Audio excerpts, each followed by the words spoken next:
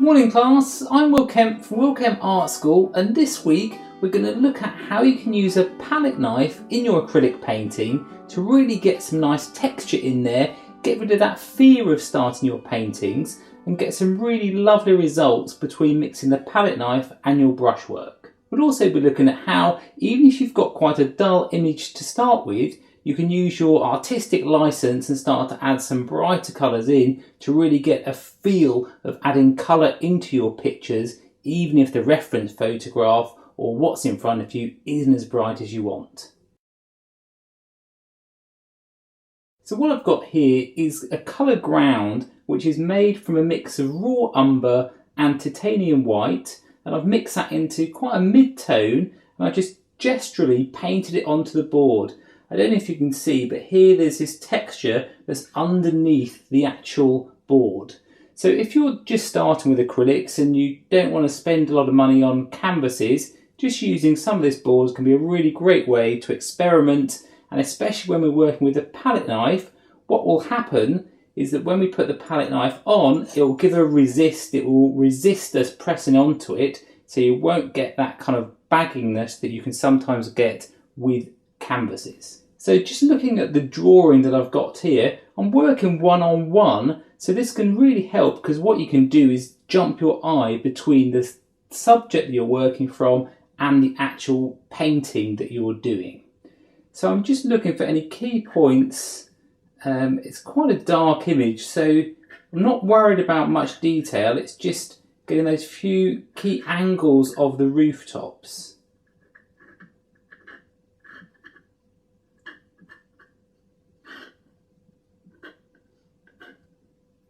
And notice how a lot of these edges where I've got a white edge or a light edge and I've got a dark shape next to it, this is really going to be helpful in the painting because it will start to bring that building out because of the contrast of having the dark next to it. Also notice how there's these little white areas here of the reflected light from the sky. It's giving these little white dashes. Again, it's getting that nice contrast in the scene. So if this was a black and white image, it would still work well. These areas of white, if you notice how there's a white area on the top of this roof here, it jumps your eye to there, and then jumps your eye to here, and then jumps your eye right to the top. So there's this nice little flow that sends your eye very, very subtly through the piece in the actual tones that are in there. So you don't need to get a super accurate drawing, it's more about just getting some lines down so we can get painting and get used to using more paint than you might be comfortable with. If you're coming to acrylics from watercolour or even oils, with watercolour and oils you can use a very small amount of paint and it can go quite a long way. But with acrylics you can really afford to put your acrylics on quite thickly and they'll dry so quickly it will still work very well for your painting. Okay, that's great. So the first thing I always like to do is to put in the darks, and for this painting I'm going to use burnt umber. So I'll just take this out of the way so you can see my colour mixes as I go. And the brush that I'm using, I'm just going to be using these two. I'm using one brush which is a filbert brush. This is for oil painting, it's just a black hog brush from Jackson's Arts in the UK. What I like about it is that it's got quite a fine point to it, so for any of these little angles in the building I can get quite good details even though it's quite a large brush. And also the palette knife that I'm using, sometimes called painting knives, it's got an angle to it, it's got a diamond shape. And I really like this because it means that when I'm mixing I can scrape the paint right off of the palette, and it also means that when I'm painting angles it's very easy to get angle shapes in, and I just find it's a really nice size. This is from RGM and this is a size 45 and I use this for most of my paintings. For this sort of scale I think it works really well. If you have some of the smaller palette knives, sometimes you can get a bit fiddly with them. I think it's always better to start with a bigger palette knife and then, get used to kind of putting it on and getting details with the tip of your palette knife rather than thinking that you have to use a smaller palette knife every time. So to start with, when I've got dark areas, just to kind of get used to working with the palette knife to put paint on, if you notice how I kind of roll it so it's on that one edge, and then what that means is that I can kind of press in with that edge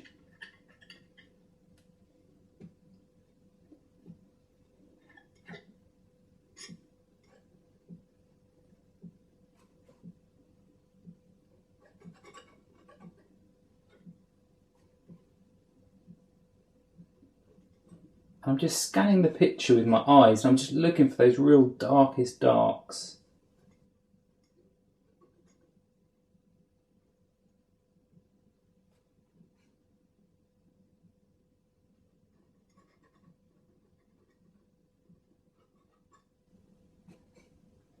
So if you're trying to get an angle like that, you've just got to get used to kind of turning your palette knife around just so you can really, get into the shape. I've gone a bit over the line there, so don't worry about using your finger just to correct a bit.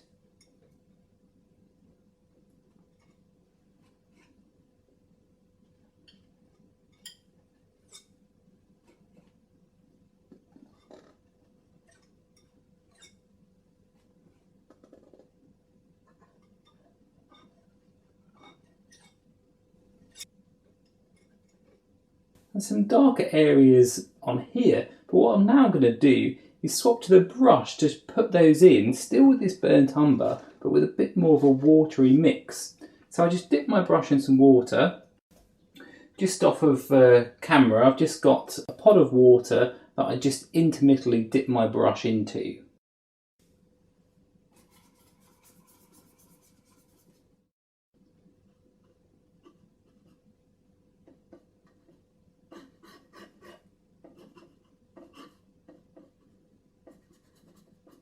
You see how this appears a different tone because I'm applying it thinly. What happens is it gives the undertone of that paint colour.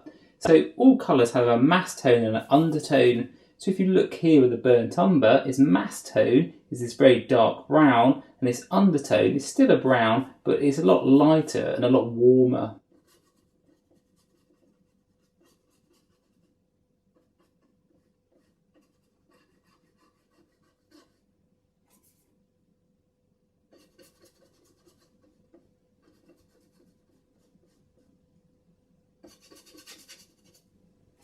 So a touch more water.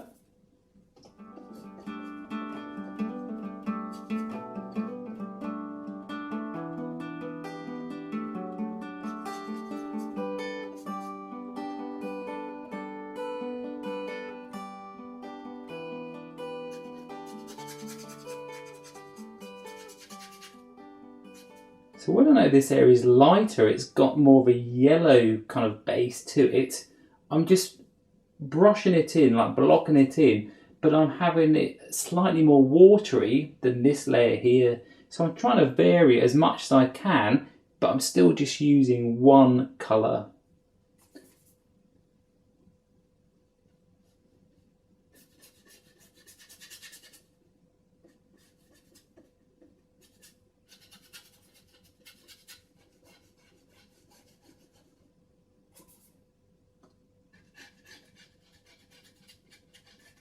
And because I've got these thick bits that I've put on with the palette knife, if I need a bit of dark, I can just grab it from the actual painting rather than going back to my palette.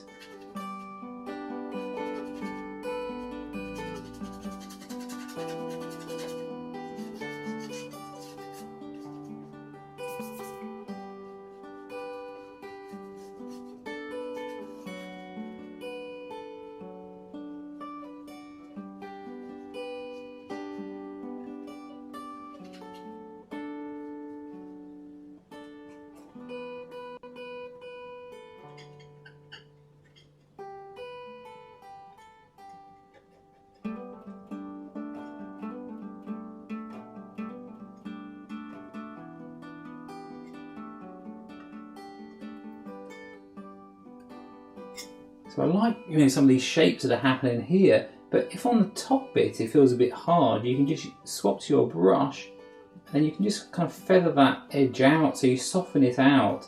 What I'm doing is I'm using the side of the brush. You can see how it's got that angle to it, and I'm just kind of making a circular motion, and it just scrubs it in.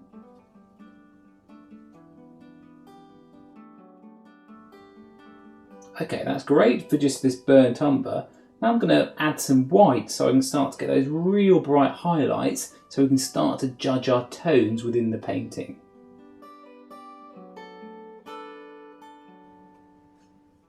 So now I've got some white, I'm just going to wash out this brush, and I just take most of the paint off on a bit of kitchen roll and then just kind of really rub it around into the water.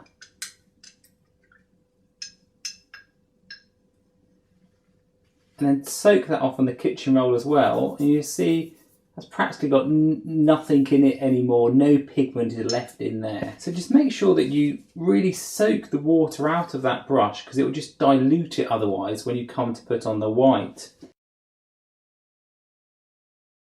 A quick word about white. The white that I'm using is an artist quality white, and it's a titanium white. This is the most opaque white you can get, and it's so handy because you can really cover over the actual pigments and the colours that are underneath it.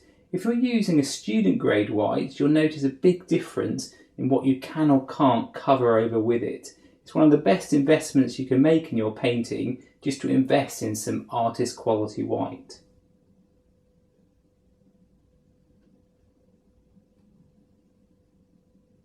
It's a very fine line in the distance, but I'm painting again quite thickly.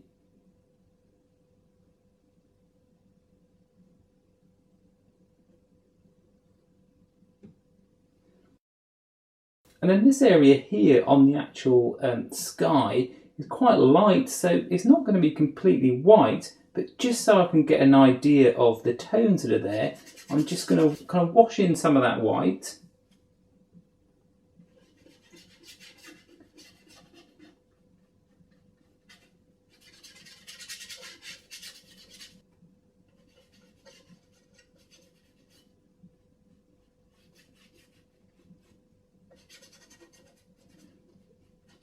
So I'm leaving it quite watery where it hits the line of the other mountain, because I don't want it to build up too much in case I have to blend it in.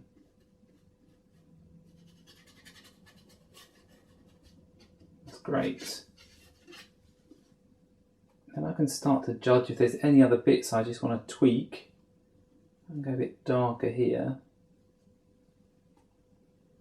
I feel I can really push that contrast for this white and the dark brown.